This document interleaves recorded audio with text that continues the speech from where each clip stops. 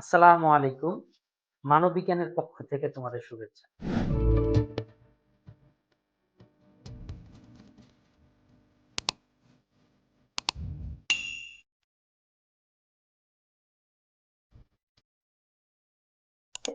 অর্থনীতি দেখো যে এই টেস্ট পেপার সলভ করবো আমরা, বাসায় কিছু এমসিকিউ শেষ করব। যারা এই ক্লাসটিতে বিরতির প্রথম তারা হয়তো নতুন জানতেছো, কিন্তু যারা নিয়মিত আমাদের সাথে মানববিজ্ঞান পেজের সাথে আছো তারা কিন্তু জানো ধারাবাহিকভাবে প্রতিটি অধ্যায় প্রতিটি টপিকে আমরা কিন্তু একদম বাছাই করে কয়েকটি এমসিকিউ শেষ করে দিচ্ছি। যেই এমসিকিউ গুলো পড়লে পরে সেই অধ্যায় থেকে তোমার আর কোনো এমসিকিউ পড়তে হবে না। এইরকম একটি উপকার তোমাকে করছি, সুতরাং তোমাকে কি করতে হবে, একটু যদি ফেসবুকে থাকো একটু ফলো দিয়ে দিও, ইউটিউবে থাকলে সাবস্ক্রাইব করে দিও। আর সবকিছু একসাথে সুন্দর করে মানে গুছিয়ে বা সাজিয়ে পেতে আমাদের ওয়েবসাইটে ভিজিট করো www.মানববিজ্ঞান.com। তাহলে দেখো এই যে এখানে কিন্তু প্রতিটি অধ্যায় আছে, আমাদের প্রত্যেক টিচাররা সব টিচারাই কিন্তু প্রতিটি অধ্যায় নিয়ে আলোচনা করছে। এটা যদি ইকোনমিক্স এর ক্লাস, তাহলে আমরা ইকোনমিক্স সেকেন্ড পেপারে গিয়ে চলে গেলাম। দেখো সেকেন্ড পেপারে গেলে পরে কিন্তু এরকম সেকেন্ড পেপারের যে টপিক গুলো আছে সেগুলো আসতেছে। সেকেন্ড পেপার টপিক গুলোর মধ্যে আজকে আমরা পড়বো হচ্ছে বাংলাদেশের কৃষি, এই টপিকটি। বুঝতে পারতেছো যে টেস্ট পেপার সলভ আসলে কিভাবে করে কাজ করে? কিভাবে কাজ করে যে এইখানে তোমার হচ্ছে একেবারে প্রতিটি অধ্যায়, প্রতিটি টপিক, প্রতিটি সাবজেক্ট এরকম করে গুছিয়ে দেওয়া থাকে। তুমি যেটা পড়তে চাও শুধু ক্লিক করে করে সেই জিনিসটা পড়ে নিতে পারবা। তো এই টপিকেরই বাংলাদেশের কৃষি, এই টপিকটা কিন্তু অনেক বড়। এত বড় টপিক হওয়ার কারণে তুমি যদি গাইড বা নোট দেখো, এখানের মধ্যে এমসিকিউ তুমি না হইলেও 150, 300, 400 বা বইয়ের মধ্যে না হলেও 250 মতো থাকে। কিন্তু আমরা মাত্র 66টা এমসিকিউ করবো। বললে আরো তো কমও করতে পারতাম, কিন্তু এর থেকে কম হলে একটা রিস্ক থেকে যায়। তাহলে এই জন্য 66টা করেছি। আমাদের এটা শেষ করতে হয়তো 30 থেকে 35 মিনিট লাগতে পারে। সুতরাং যদি কোনোভাবে ক্লাসটা তুমি শেষ পর্যন্ত দেখতে পারো, তাহলে বাংলাদেশের কৃষির এই টপিকটি তোমার একেবারে যেন শেষ হয়ে যাচ্ছে, তুমি উপকৃত হবে। তো এখন বাকিটা তোমার সিদ্ধান্ত। বিএসটিআই এর পূর্ণরূপ কি? বিএসটিআই। বিএসটিআই কথা তোমরা শুনেছি, রুটির মধ্যে লেখা থাকে, বিভিন্ন খাদ্য সামগ্রীতে লেখা থাকে। মানুষ বলে এটা কি বিএসটিআই এর অনুমোদিত কিনা। সঠিক উত্তরটা হবে এই যে 2 নম্বরটা, Bangladesh standard and testing institute. অর্থাৎ একটি ইনস্টিটিউট যাদের দায়িত্ব হচ্ছে বাংলাদেশের খাদ্যের স্ট্যান্ডার্ড বা মান এটা ঠিক আছে কিনা, মানুষের জন্য উপকারী কিনা, মানুষের শিশুদের জন্য ক্ষতিকারক কিনা, এই বিষয়টা টেস্ট করে অনুমোদন দেয় যে এইটা বাজারে বিক্রয়যোগ্য কিংবা বহনযোগ্য। তাহলে এই বিষয়টা দেখাশোনার কাজ হচ্ছে বিএসটিআই। এই জন্য দেখবা বিভিন্ন রুটিনের মধ্যে ত্রিকোণমিতির একটা লোগোর মতো থাকে, যেটা হচ্ছে বিএসটি এর লোগো। আমরা আমাদের যদি যারা বেসিক ক্লাস করেন, বেসিক ক্লাসে একটু দেখো, সেখানে কিন্তু আমরা প্রতিটা এরকম চিত্রটিত্র সহ আলোচনা করেছি। আবাদযোগ্য জমি বলে, আবাদযোগ্য জমিকে বলে কৃষিজোত, কৃষি খামার, জীবন নির্বাহী খামার, বাণিজ্যিক খামার। আবাদযোগ্য জমিকে বলে কৃষিজোত। কৃষিজোত এই কথাটার মানে কি? অর্থাৎ কয়েকজন কৃষক মিলে যে জোট গঠন করে, কয়েকটি কৃষি জমি মিলে, কয়েকজন কৃষকের জমি মিলে যখন একটি একক বা জমি কিংবা একটা শ্রেণী বা গুচ্ছ জমি হয় বা একটা জোট সৃষ্টি হয়, তাই হচ্ছে কৃষি জোট। অর্থাৎ আবাদযোগ্য জমি, যেই জমিটা আবাদ করা যায়, শহরে কোনো বিল্ডিং নয়। টিসিবি এর কাজ কি? আচ্ছা, টিসিবি এর কাজ হচ্ছে ন্যায্য মূল্যে পণ্য বিক্রয় করা। টিসিবি এর পূর্ণরূপ কি? টিসিবি এর পূর্ণরূপ হচ্ছে ট্রেডিং। ট্রেডিং, সিতে হচ্ছে কর্পোরেশন,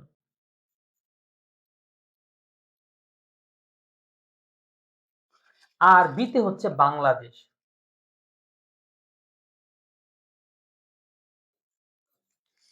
তার মানে হচ্ছে ট্রেডিং কর্পোরেশন অফ বাংলাদেশ, অর্থাৎ বাংলাদেশের ব্যবসার নিয়ন্ত্রণ করে, কিন্তু তারা ব্যবসা না করে সেটা জিনিসটা সহজ মূল্যে জনগণের কাছে দিয়ে থাকে। জায়গা জায়গা দেখো না টিসিবি ট্রাক দেখা যায়, এটাই সেই টিসিবি।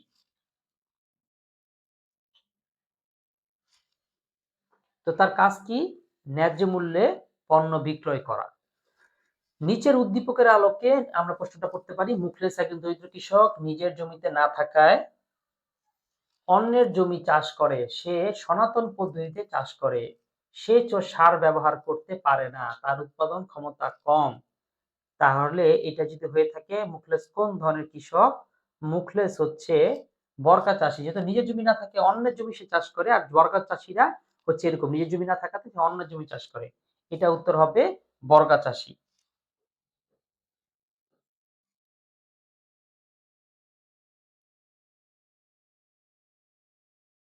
বাংলাদেশে কৃষির প্রধান বৈশিষ্ট্য কোনটা? বাংলাদেশে কৃষির প্রধান বৈশিষ্ট্য হচ্ছে প্রাচীন চাষ পদ্ধতি।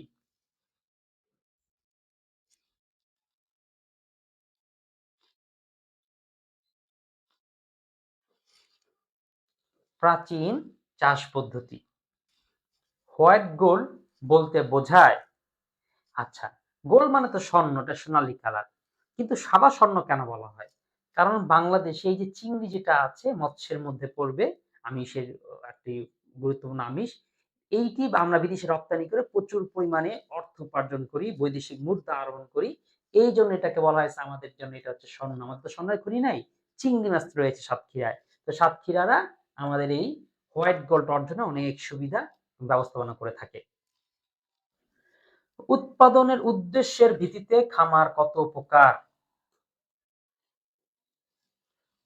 এর উদ্দেশ্যের ভিত্তিতে খামার হচ্ছে ২ প্রকার। খামার কত প্রকার? ২ প্রকার। সেই ২ প্রকারটা কি, কি? উদ্দেশ্যের কথা যেটা বলেছে, সাধারণত আমরা খামার ২ উদ্দেশ্য মানে খামার এ মানে উৎপাদনটা করে থাকি ২ টি কারণে। একটা হচ্ছে ব্যবসায়িক,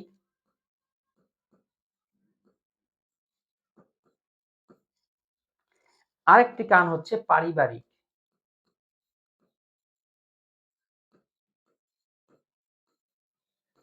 এটা বানান ঠিক করে নিও। এখানে দ্বিকানা রসিকার হবে। আচ্ছা, ব্যবসায়িক আর পারিবারিক। কোন উৎপাদনটা করা হয় ব্যবসা করার জন্য, বিক্রি করব এটাকে হবে। আর কোনটা করা হয় যে না নিজেরা ফ্যামিলি কয়জন আছি এই কয়জন চললেই হবে। যে খামারে এক অংশে ফসল উৎপাদন এবং অন্য অংশে পশুপালন করা হয় তাকে কি বলে? তাকে বলে বহুমুখী মিশ্র, ভুল দাগ পড়ে গেছে। বহুমুখী মিশ্র প্রান্তিক। এটা হবে মিশ্র। তাকে মিশ্র খামার বলে। কারণ মিশ্র কোনটা? এখানটা কনফিউশন আছে। তোমাদের এই যে বেসিক ক্লাস আমি সেই কনফিউশনটা দূর করে দিয়েছিলাম। তারপর এখানে আগে বলতেছি, এই বহুমুখী আর মিশ্রর মধ্যে একটা দারুণ প্যাচ লাগে। এখন কিভাবে নির্ণয় করবো কোনটা বহুমুখী আর কোনটা মিশ্র? সহজ। দেখো মিশ্র মানে হচ্ছে মিশ্রণ বা জগা খিচুড়ি। অর্থাৎ যেটার মধ্যে শস্য, তারপর হচ্ছে পশু, তারপর ধরো মৎস্য, ঠিক আছে? হতে পারে বন। এই যে ৪ টা খাত রয়েছে, এই খাতগুলো ১ বা ২ বা একাধিক খাতগুলোকে একসাথে করে মানে কাজ করা হয়। ধরুন আমার একটা কৃষি জমি রয়েছে, এখানে ধানও চাষ করা হয়, আবার এখানে ক্ষেতের মধ্যে কিছু কই মাছের চাষও করা হয়। এই যে পদ্ধতিতে ২ টা খাত, কৃষির ৪ টা খাতের ২ টা খাত একই জায়গায় করতেছে, একসাথে করতেছে। এইটা হচ্ছে মিশ্র। আর বহুমুখী কোনটা? বহুমুখী হচ্ছে একই খাত কিন্তু কয়েকটা করা হচ্ছে। কেউ হাঁসও পালে, মুরগিও পালে, গরুও পালে, ছাগল পালে, ভেড়াও পালে। এই যে পশু শুধু পালতেছে কিন্তু অনেকগুলো। এটা তাহলে বহুমুখী। কেউ হচ্ছে ধান উৎপন্ন করতেছে, আবার সে একপাশে হচ্ছে গাছ উৎপন্ন করছে, আবার একপাশে বাদাম উৎপন্ন করতেছে। এই যে শস্যই কিন্তু ৩ টা একসাথে উৎপন্ন করছে। সেটা আবার হয়ে যাবে বহুমুখী। তাহলে এই বহুমুখী আর মিশ্রটার মধ্যে পার্থক্যটা কিন্তু বুঝতে হবে। আমি বুঝিয়ে দিয়েছি। না বুঝলে অবশ্যই কমেন্ট করবে। নিম্নের কাঠামো লক্ষ্য করো এবং প্রশ্নের সঠিক উত্তর দাও। কৃষক, মধ্যস্বত্বভোগী, পাইকারি বিক্রেতা, খুচরা বিক্রেতা, তারপর হচ্ছে ভোক্তা। কাঠামোতে কি নির্দেশ করে? কাঠামো নির্দেশ করছে বিপণন, অর্থাৎ বিক্রি নির্দেশ করতেছে যে কার থেকে কে কিভাবে করে জিনিসটা মার্কেটিং হচ্ছে, বিক্রি হয়ে যাচ্ছে। এটা হচ্ছে বিপণনকে নির্দেশ করছে। ডায়াবেটিস, ব্লাড কোলেস্টেরল, উচ্চ রক্তচাপ, ক্যান্সার রোগ নিয়ন্ত্রণে কোনটা হতে পারে? রোগ নিয়ন্ত্রণে কোনটা হতে পারে? এইটার উত্তর সঠিক হবে হচ্ছে মাশরুম। মাশরুম, মাশরুম এটাকে আমরা হয়তো গণায় ধরি না, কিন্তু এদের কিন্তু এটা খুবই উপকারী একটা ফসল, যেটাকে ব্যাঙের ছাতা বলে একসময় মানুষ খেত না, গ্রহণ করতো না এবং এটা খাওয়া জিনিস সেটাই জানতো না। কিন্তু এখন বুঝতে পেরেছি এটা একটা উপযোগী, সুস্বাদু এবং হচ্ছে খুবই উপকারী। যেমন সেখানে ডায়াবেটিস, ব্লাড কোলেস্টেরল, রক্তচাপ, ক্যান্সার, ক্যান্সারের মতন রোগের ক্ষেত্রে সহায়তা করে। তাহলে বুঝতে পারছো কেমন উপকারী। HYV টেকনোলজি বলতে কি বোঝায়? এটা বলতে বোঝা হচ্ছে উপসী প্রযুক্তি, উপসী। এখন এটা তোমরা হয়তো সামনে দেখবা, এটার পুনরূপ আছে। এইচ হচ্ছে হাই, ইতে হচ্ছে ইয়েল্ড, ভিতে হচ্ছে ভ্যারিটি। আমি লিখে দিলাম না, এটা সামনে প্রশ্ন আবার আসবে, তখন তোমরা দেখে নিতে পারবা। প্রশ্নটা গুরুত্বপূর্ণ বলে আমরা এটা মার্ক করেছি। উত্তর অর্থ কি? অর্থ হচ্ছে হাই মানে উচ্চ, yield মানে হচ্ছে ফলনশীল, আর ভি মানে হচ্ছে জাত। তাহলে উচ্চ ফলনশীল জাত এটাকে উপসী প্রযুক্তি বলে। অর্থাৎ কি করলে পরে আমার ফসলের জাতটা উন্নত হবে, ধান আরো বেশি ধান উৎপন্ন করতে সক্ষম হবে, তারপর হচ্ছে বীজ আরো বেশি ফলন ফলাতে সক্ষম হবে। এই যে নিয়ে গবেষণা করা টেকনোলজি, এটা নিয়ে কাজ করাই, এটা হচ্ছে উপসী প্রযুক্তি। অর্থাৎ প্রযুক্তি শুধু তার কিংবা ইলেকট্রনিক জিনিস না, এইটা যে কৃষি ক্ষেত্রেও হতে পারে, জৈব প্রযুক্তিও যে হতে পারে, এখানে সেটাই উদাহরণ দিয়েছে। ক ও মিস্টার খ নিজস্ব বাড়িতে পোল্ট্রি এবং ডেইরি খামার করে পরিবারের পুষ্টিচাহিদা পূরণ করে এবং অর্থ উপার্জন করে পথ সৃষ্টি করেছেন। তাহলে পোল্ট্রি ও ডেইরি কৃষির কোন উপখাত? অনেকে এটা দেখে ভাবছে কি এক প্রশ্ন মনে করবে, কিন্তু উত্তরের প্রশ্ন কিন্তু করছে আরেকটা। এই জন্য প্রশ্নটা বুঝে তারপরে পড়া, একদম পারিবারিক করে ধুম করে আগে উত্তর দিয়ে দেওয়া না। কারণ উত্তর দেওয়ার পর বুঝতে পারি যে না, আমি তো প্রশ্নটা না পড়েই মনে করেছিলাম ওইটা না। তাহলে এখানে হচ্ছে পোল্ট্রি ও ডেইরি কৃষির কোন উপখাত? পোল্ট্রি আর ডেইরি তারা বুঝতে পারছে, ডেইরি মানে হচ্ছে দুধ বা দুগ্ধজাত যা কিছু, ঘি, তারপর হচ্ছে পনির, এগুলো। আর পোল্ট্রি বলতে হচ্ছে এই যে হাঁস মুরগি বা মুরগি কিংবা কবুতর কিংবা হচ্ছে কোয়েল পাখি।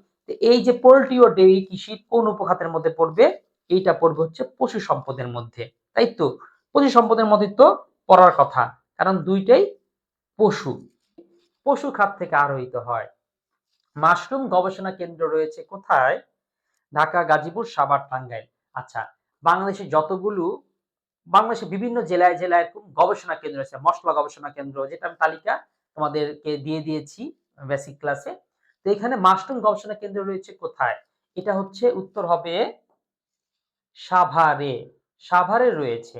এদের বাংলাদেশের বেশিরভাগ গবেষণা কেন্দ্রগুলো, বেশিরভাগ সবগুলো এই যে গো প্রজনন, তারপর হচ্ছে আরো কি কি জানি আছে, বেশিরভাগ উৎপাদন বা বেশিরভাগ গবেষণা কেন্দ্রগুলো সাভারেই অবস্থিত। সাভার এবং গাজীপুরে অবস্থিত। বাংলাদেশের মোট শ্রমশক্তির কত ভাগ কৃষিকাজে নিয়োজিত? বাংলাদেশের শ্রমশক্তির মোট কত ভাগ? এটা ধরেন তো মৌসুম জাতীয় প্রশ্ন। এই প্রশ্নটা উত্তরটা আমি পারি দেখে বলতে পারতেছি, কিন্তু এটা আসলে আমি দিতে পারলাম না। না ঠিক আছে, উত্তর তাহলে এটা হবে 40.6। এরকম কিছু প্রশ্ন থাকবেই একটু বেহুদা বা কঠিন প্রশ্ন, যেগুলো তোমাদের পারার কথা না, ভুল হয়ে যেতে পারে। তো এগুলো যতটুকু পারো মনে রাখার চেষ্টা করবে, পড়বে। কিন্তু এগুলোর আসলে তেমন আহামরি ব্যাখ্যা হয় না। আমি তোমাদের, যে তোমাদের বারবার তো অন্যান্য ক্লাস নিয়মিত করে থাকলে যেটা জানাই বলে যে আমি উত্তরটা মূলত দেখে নেই না, যাতে একটা ঠিক তোমাদের ফিলটা পাই এবং ব্যাখ্যা করতে আমাদের সুবিধা হয়, এবং তোমরা বুঝো যে উত্তর না জানলেও কি উপায়ে বা ব্যাখ্যা করে করে স্যার কিভাবে নির্ধারণ করে যে কোনটা উত্তর কি হবে। নিচের কোনটিকে সবজি মাংস বলা হয়? সবজি মাংস বলা হয় মাশরুমকে, তাই না? মাশরুম থেকে সবজি, আবার একটা মাংসের মতন নরম, তাহলে এটাকে সবজি মাংস বলা হয়। বাংলাদেশে কৃষি ঋণের অপ্রাতিষ্ঠানিক উৎস কোনটি? কৃষি ঋণের অপ্রাতিষ্ঠানিক উৎস হচ্ছে গ্রাম্য মহাজন। একটা হচ্ছে প্রাতিষ্ঠানিক, আমি আমার টাকা দরকার, আমি কোনো একটা প্রতিষ্ঠান, ব্যাংক, সরকারি কোনো সংস্থা থেকে আমি নিলাম, এটা হলো প্রতিষ্ঠান। কিন্তু গ্রাম্য মহাজন যে টাকা পয়সা দিয়ে বেড়ায় সুদ, উচ্চ সুদে, এইটা হবে। তাহলে উত্তর হবে গ্রাম্য মহাজন। আত্মীয়-স্বজন, বন্ধু-বান্ধবের নিকট থেকে ঋণ গ্রহণ কৃষি ঋণের কোন খাতের মধ্যে পড়বে? উপানুষ্ঠানিক, আনুষ্ঠানিক, অনানুষ্ঠানিক, প্রাতিষ্ঠানিক? না, এইটা আত্মীয়-স্বজন কোনো প্রতিষ্ঠান না, এবং এটা কোনো আনুষ্ঠানিকতাও হয়নি। অনানুষ্ঠানিকই হবে। এটা হবে অনানুষ্ঠানিক। অনানুষ্ঠানিক। মালিকানা ভিত্তিতে কৃষি খামার হতে পারে। এটা একটা সুন্দর প্রশ্ন, গুরুত্বপূর্ণ প্রশ্ন। মানে কনফিউশনাল প্রশ্ন আরকি, যেটা তোমরা এখন এখানে উত্তর দেখলে তোমার একবার মনে থাকবে। সেটা কি? মালিকানা কথা যদি বলেছে, মালিকানা ভিত্তিতে কৃষি হচ্ছে, কৃষি খামার ৩ প্রকার। ৩ প্রকার কি, কি? একটা হচ্ছে এই যে ব্যক্তি মালিকানা, একটা হচ্ছে যৌথ, আরেকটা হচ্ছে রাষ্ট্র মালিকানা। তার মানে বুঝতে পারতেছো উত্তর ২ হবে এবং ৩ হবে। ১ এইটা হবে না। কারণ বহুমুখী মিশ্র একটা অন্য ধরনের বিশেষিত বা অন্য ক্যাটেগরির দিক থেকে মালিকানা ভিত্তিতে কৃষি খামার, এই ১ হবে না। তাহলে উত্তর হবে ২ এবং ৩। তার মানে উত্তর হচ্ছে সি। বাংলাদেশের কৃষি পণ্যের বাজার ব্যবস্থা কোন ধরনের? এটা ত্রুটিপূর্ণ। বাংলাদেশের কৃষি পণ্য মানে হচ্ছে খুব ত্রুটিপূর্ণ। এখানে কৃষি পণ্য বাজার ব্যবস্থা, বাজার ব্যবস্থা, আচ্ছা কৃষি, এটা কৃষি ব্যবস্থা বলে নাই, বা কৃষি বাজার ব্যবস্থা বলেছে, বিপণনের ব্যবস্থার কথা বলা হয়েছে। সেটাও কি ত্রুটিপূর্ণ। যে খামারে জমির পরিমাণ 2.49 একর তাকে কোন ধরনের খামার বলে? আচ্ছা, একটা দারুণ প্রশ্ন। এই ধরনের প্রশ্নগুলো তোমাদের আরো আসবে, একটু কনফিউশনাল, কিন্তু ঠিক করতে হবে। আমি ক্লিয়ার করে দিই। মনে রাখবা আড়াই, অর্থাৎ 0.05 থেকে এই 0.49 অর্থাৎ 85 ধরো, এইটা হচ্ছে প্রান্তিক। আর যখন এরকম 0.49 না, তার মানে তো 50। এই 50 থেকে আড়াই অর্থাৎ 2.49, ওই সেই 50 পর্যন্ত, তাহলে ক্ষুদ্রায়তন। এবার এরপর থেকে শুরু করো, অর্থাৎ 2.4 মানে 49 তো হবে না, 2 পয়েন্ট এর পরে একটা 5 হবে, তো 50, এখান থেকে 7.5, 4.49। এরপরে হচ্ছে এটার থেকে উপরে যা যাবে সবগুলি হচ্ছে বৃহতায়ন। তার মানে মনে থাকবে 0 থেকে আড়াই মানে হাফ, হাফ থেকে আড়াই, আড়াই থেকে 7.5, তারপরে হচ্ছে বৃহদায়তন দেওয়া লাগে। কৃষি পণ্যের পাইকারি বাজার কোন পর্যায়ের বাজারকে নির্দেশ করে? পাইকারি বাজার নির্দেশ করে হচ্ছে মাধ্যমিক বাজারকে। মাধ্যমিক বাজারগুলো হচ্ছে পাইকারি বাজার, এটা কি নির্দেশ করে। বায়োটেকনোলজি শব্দের অর্থ কি? বায়ো মানে হচ্ছে জীবন, টেকনোলজি মানে হচ্ছে প্রযুক্তি। তাহলে বায়োর সাথে জীবন তো নাই, তাহলে জৈব কথাটা আছে। তাহলে জৈব প্রযুক্তিটিকে আমরা কি করে জানি আপাতত ধরে নিই।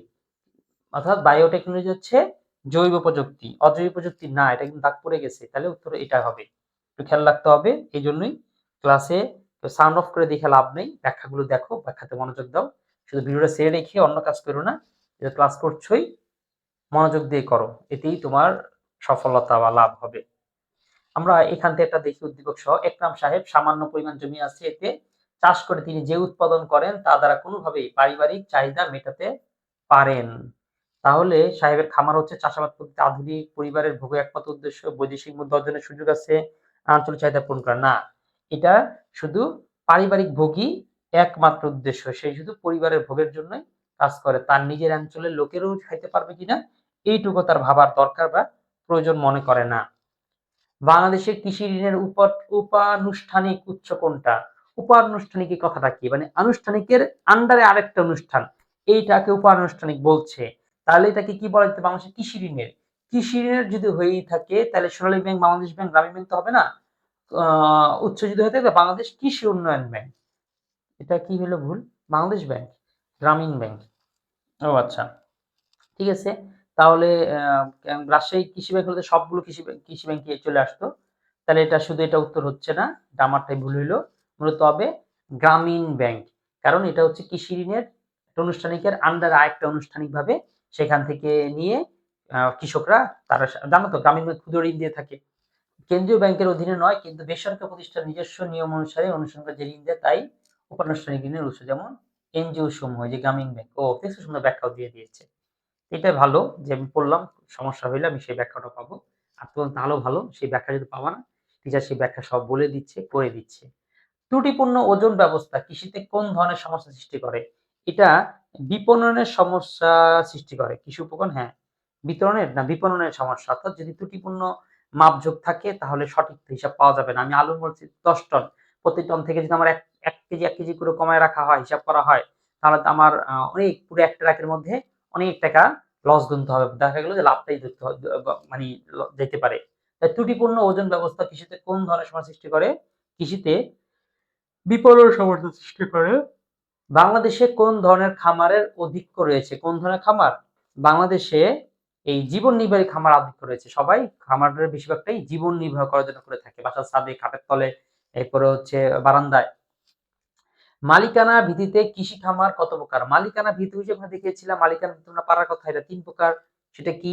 একটা হচ্ছে ব্যক্তি, অর্থাৎ আমি আমারটা আমি করব। একটা যৌথ, না ভাই তুমি আর আমি দুই মিলে একটা কিছু করি। একটা হচ্ছে রাষ্ট্রীয়, যে সরকার জনগণের কথা চিন্তা করে বিশাল বড় জমিতে কিছু ফসল উৎপন্ন করে থাকতে পারে। তাহলে মালিকানা ভিত্তিতে কৃষি খামার 3 প্রকার: ব্যক্তি, যৌথ, রাষ্ট্রীয়। কৃষির কোন উপখাতের অবদান জিডিপিতে সর্বোচ্চ? কোন খাতের অবদান জিডিপিতে সর্বোচ্চ? কোন খাতের অবদান? কোন খাতের অবদান? এই শস্য এবং শাকসবজি হচ্ছে জিডিপিতে সর্বোচ্চ। বাংলাদেশে উৎপন্ন খাদ্যশস্য হচ্ছে পাট, তুলা, ধান, চা। বাংলাদেশে উৎপন্ন খাদ্যশস্য হচ্ছে উম খাদ্যশস্যের মধ্যে যদি বলি তাহলে তো ধানই আছে। পাটও তো খাওয়ার জন্য কেউ খায়, কিন্তু পাট তো খাওয়ার জন্য না, অন্য কাজের জন্য। তুলারও একই অবস্থা, চারও একই অবস্থা। তাহলে উত্তর ধান। বাংলাদেশের কৃষি খাদ্যশস্য উৎপাদন হলো ধান। বাংলাদেশের কিছু এলাকায় বর্ষাকালে ভারী বর্ষণের কারণে ধান ক্ষেতে পানি জমে থাকে।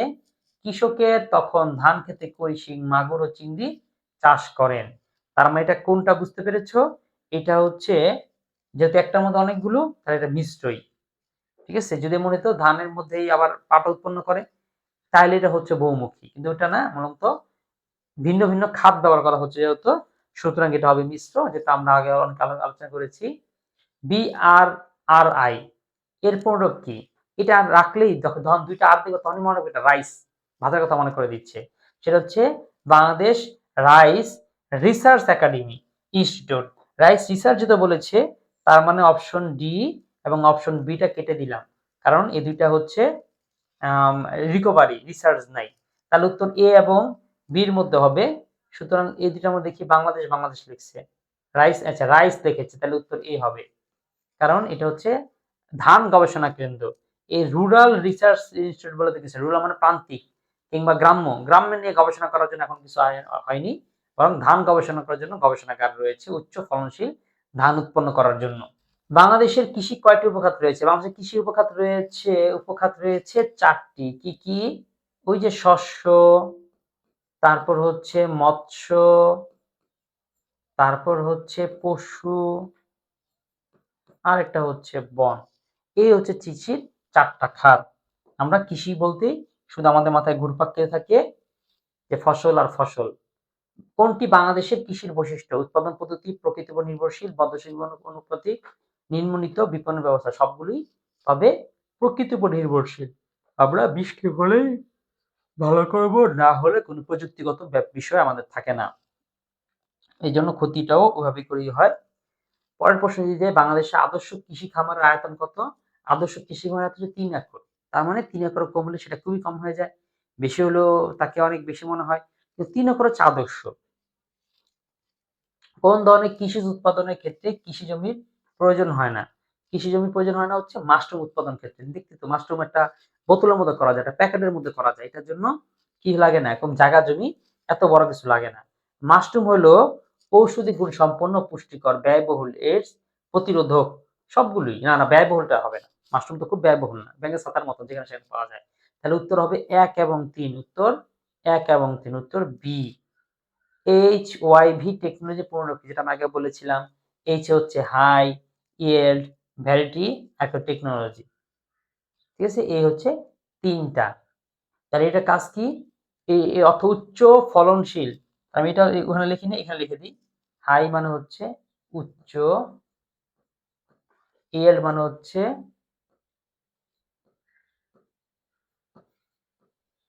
ফলনশীল, ভ্যারাইটি মানে হচ্ছে জাত। তার মানে উচ্চ ফলনশীল জাত। শস্য বহুমুখীকরণের ফলে মাটির উর্বরতা বৃদ্ধি পায়। হ্যাঁ, অনেক ফসল হলে মাটির উর্বরতা এখানে বাড়ে। খানা সংকটের ঝুঁকি হ্রাস পায়। না, খানা সংকট ঝুঁকি হ্রাস পায়। হ্যাঁ, এটা হতে পারে। শ্রমিকদের দক্ষতা হ্রাস পায়। না, এটা কেন হবে? শ্রমিকদের দক্ষতা হ্রাস কেন পাবে? বাড়তে পারে। শস্য বহুমুখীকরণের ফলে 1 এবং 2 ঘটনা ঘটবে। 3 ঘটনা ঘটবে না। প্রশ্ন, কোনটি উৎপাদনশীল ঋণ? উৎপাদনশীল ঋণ কোনটা? নিষ্ক্রিয়, যুদ্ধে যদি কেউ ঋণ দেয়, এটা উৎপাদন হয় বরং আর ধ্বংস হয়। উৎপাদনশীল ঋণ হচ্ছে কৃষি। এইখানে দিলে পরে যে উৎপাদন হবে এটা সরাসরি না পেলেও কেউ না কেউ পাবে। দেশের আর্থিক অবস্থার আলটিমেটলি উন্নতি হবে। বাংলাদেশের কৃষিজাত পণ্য বিপণনের সমস্যাগুলো হচ্ছে পরিবহন ব্যবস্থার অভাব, সনাতন চাষাবাদ পদ্ধতি, গুদামের অভাব।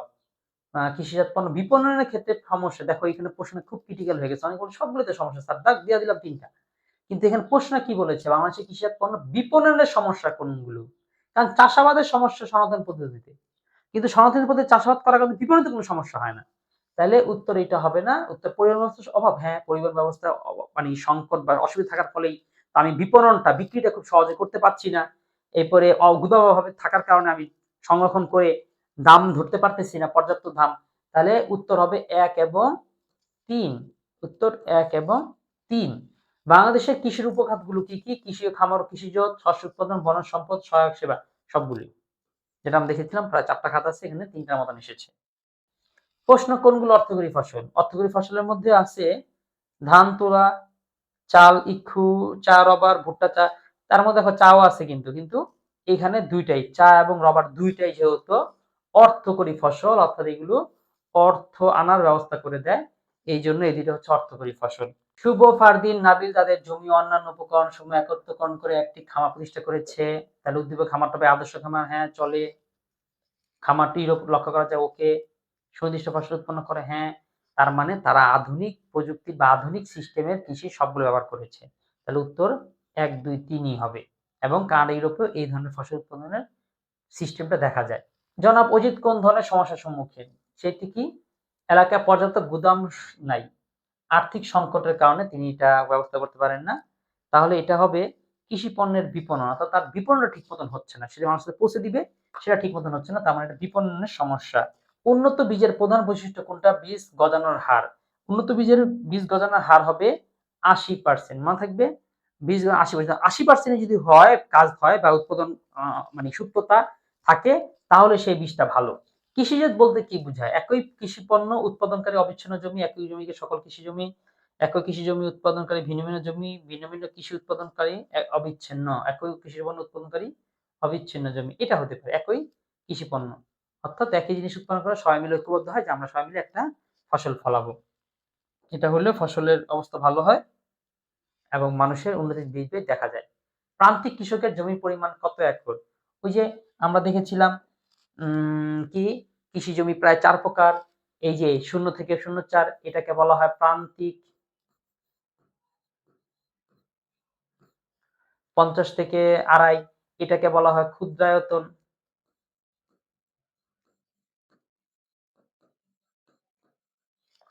২.৫ থেকে ৭.৫ এটাকে বলা হয় বৃহদায়তন।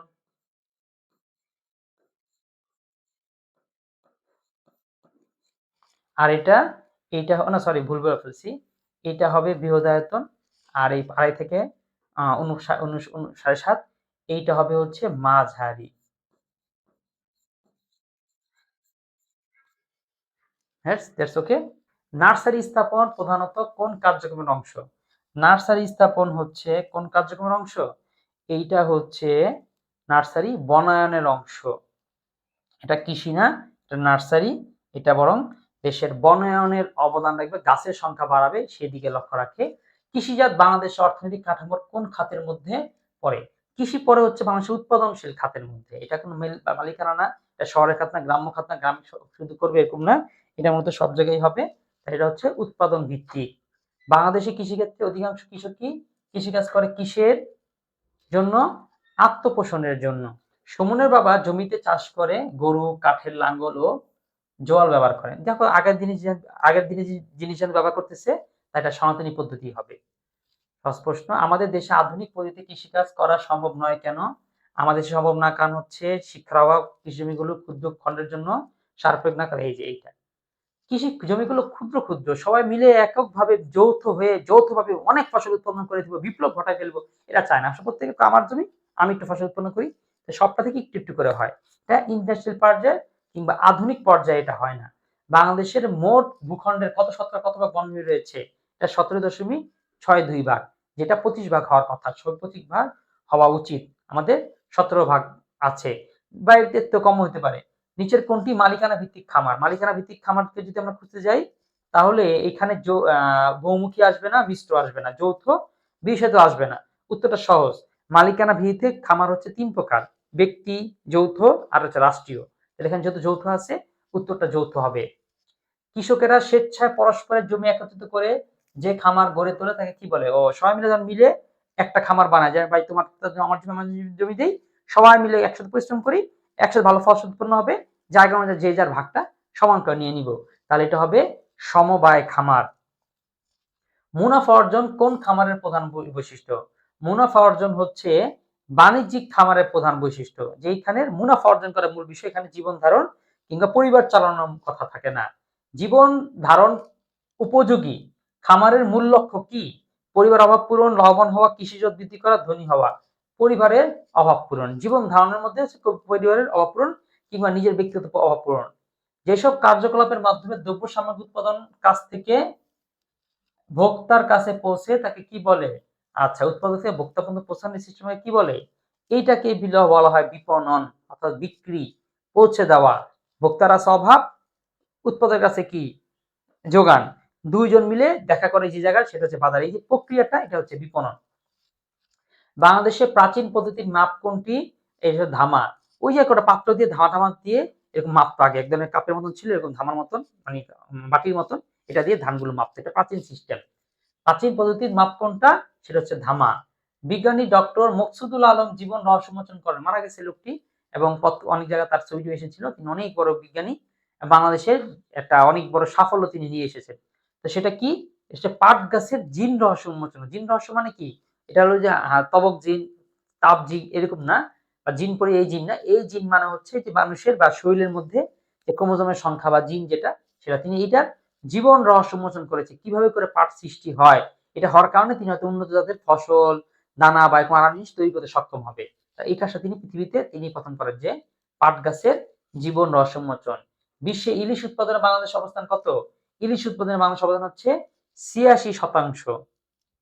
ঠিক আছে? বাংলাদেশ ৮৬% ইলিশ এই বাংলাদেশ থেকে পৃথিবীর অন্য দেশে যায়, অথচ আমরা কিন্তু তেমনটা পাই না।